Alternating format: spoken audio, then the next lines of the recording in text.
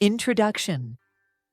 Hitting the airwaves in 1982, the jingle for the television ad, similar to the one above, featured a young brunette woman scrunching herself into the center of a large inflated inner tube. Her high school pals look on and encourage her, adorned in tank tops and athletic outdoorsy shorts that show off their teenage muscles. After a slight push to trigger the downward momentum, slow-motion video captures her descending and rotating down a mountainside in Hewlett's Landing, New York. The crowd of friends runs alongside her, and together they all leap into the shore of Lake George, splashing and laughing before they grab some ice-cold, refreshing cans of Mountain Dew soda pop. As soon as the commercial for one of America's most popular beverages ended, Rick and Glenn looked at each other, their jaws wide open. Always on the lookout for new excuses to use his parents' boat, Glenn said, "Oh my God, we gotta try that." For Dominic Rick Futia, such an activity fit right up their alley. He and his best friend Glenn Corbis were regulars at Calero Lake in San Jose, where they engaged in water skiing, biking, and other high-risk, high-testosterone antics. Both 17 years old and in peak physical condition, they felt indestructible. Kings of the campus at Pioneer High, they always attracted a crowd of like-minded kids, many of them adoring females. They never followed trends. They set them. Offline influencers in the world before social media. Rick, full-blooded Italian and proud of it, was dead cool. Glenn, a former Golden Gloves and Junior Olympic boxing champion, hung right there with him simply by association. Blessed with movie star looks, Rick easily won John Muir Middle School's Best Looking Award in the pre-Me Too era that defined the late 1970s. On top of that, his strict workout routine, combined with just about the best genetics a man could possibly ask for, produced a rock-hard, muscular physique that inspired awe and envy among any gym he strutted into. Feathered hair and muscle shirts in tow, they spent the next several days planning their own version of the Mountain Dew commercial. Taking various lifelong friends along for the ride, they raced across Calero Lake and took turns rolling down the hill in an inflatable inner tube they had spotted along the road and claimed as their own. Glenn always went down straight and fast. At the end of the hill, a slight edge dropped off, providing the most thrilling part of the ride. The tube would soar into the air, catch some serious hang time, and for the grand finale, crash into the water like a cannonball. The excitement led to additional trips to the lake for more of the same. The 22nd day of May, however, would be their final trip. A sunny spring day promised another memorable adventure at Calero Lake, one of many they had experienced over the years. Their junior year of high school coming to a close, another summer of fun in the sun awaited them.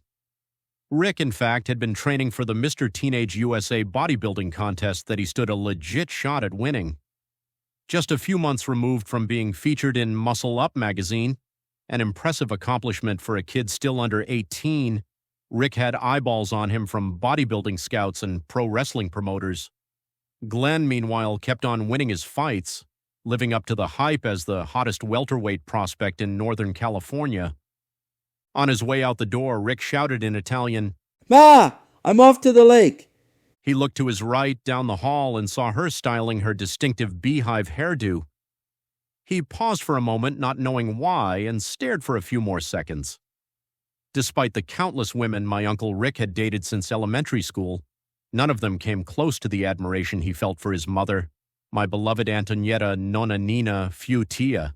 It's a visual he never forgot. Seconds later, he climbed inside his 1972 Pontiac Firebird. True to his infamous habit, he jumped from song to song immediately after the first chorus. From Boston to Foreigner to Bad Company to Van Halen, Rick loved his classic rock, yet lacked the patience to sit through an entire song from start to finish. A few miles away, Glenn loaded up his car too, picking up his girlfriend Helen and towing the family boat to their usual spot at Calero. Planning ahead, Rick pulled into a local grocery store to grab some steaks for the grill that Glenn always brought. As usual, heads turned whenever Rick walked into any building he entered. Women did their classic double take, eyes drawn to his bulging biceps, 6 feet 0-inch frame, broad shoulders, sparkling bedroom eyes, and comparatively thin legs that nonetheless emphasized a shapely bottom that his tight jeans strategically showed off. always with a comb sticking out of the back pocket, of course, in true 80s fashion. Even the men stopped and stared. He portrayed an Italian version of the prototypical Greek god. Women wanted to see him and men wanted to be him. Rick literally had it all, and he knew it. He rarely bragged about it, but he knew it.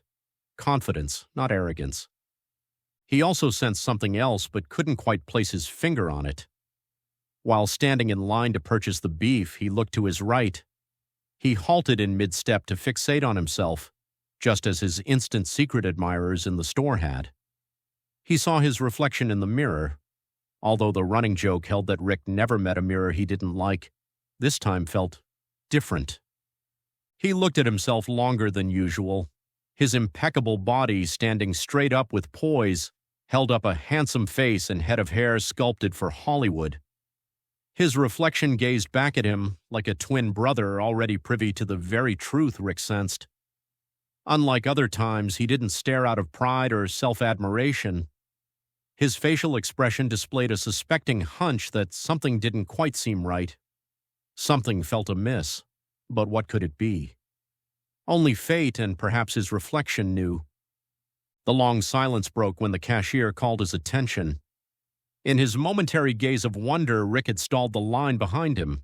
He shook it off, apologized, placed his groceries on the checkout stand, and walked toward her. It would be the last time he ever saw himself walking.